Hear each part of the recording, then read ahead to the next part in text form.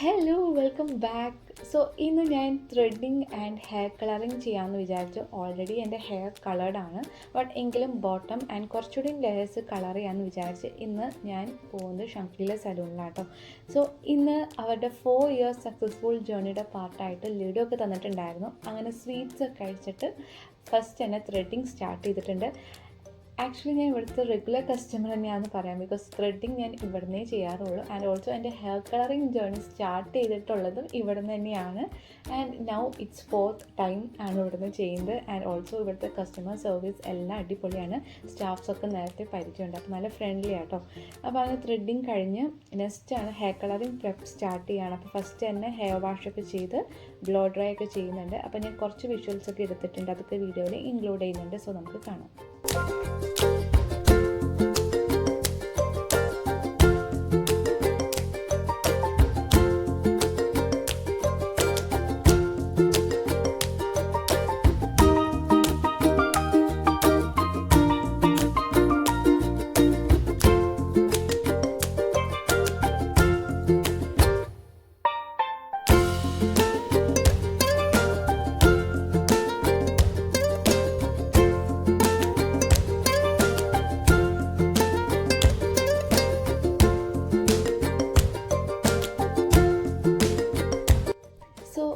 Blow dry ഒക്കെ ചെയ്തതിന് ശേഷം ഇനി ഹെയർ പോർഷൻസ് ഡിവൈഡ് ചെയ്യാണ്. ഏതൊക്കെ ഏരിയയിലാണ് കളർ ചെയ്യേണ്ടതെന്നൊക്കെ ഇങ്ങനെ ഡിവൈഡ് ചെയ്ത് അത് കൺഫേം ചെയ്യാം കേട്ടോ. അപ്പോൾ ഞാൻ പറയുന്നത് ഓക്കെ ഇതൊക്കെ സെറ്റാണെന്നുള്ളത്.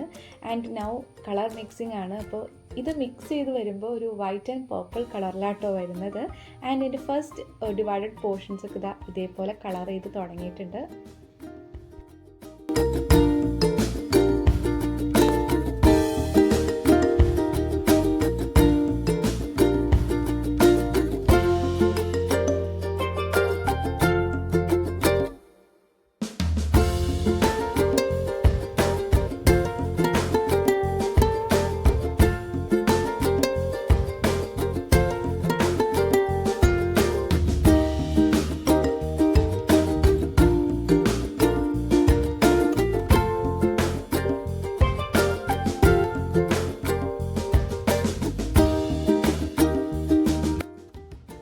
അങ്ങനെ ഓൾമോസ്റ്റ് ഡിവൈഡ് ചെയ്ത എല്ലാ ഏരിയാസും കളർ ചെയ്ത് സെറ്റായി ഇങ്ങനെ ഇരിക്കുകയാണ്. ഒരു 30-45 minutes ഒക്കെ വെയിറ്റ് ചെയ്യണം. പിന്നെ ഇടയ്ക്ക് ഇങ്ങനെ കളർ സെറ്റ് ആയിട്ടുണ്ടോ എന്ന് നോക്കുന്നുണ്ട്.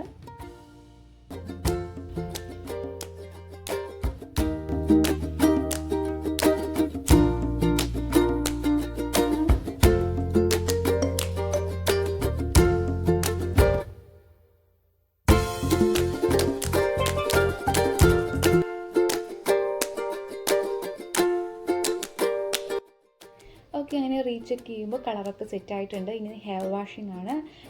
ആഫ്റ്റർ ഹെയർ വാഷ് വീണ്ടും ബ്ലോ ഡ്രൈ ചെയ്യും. എന്നിട്ട് ഫൈനൽ ഔട്ട്ലുക്ക് നമുക്ക് കാണാം.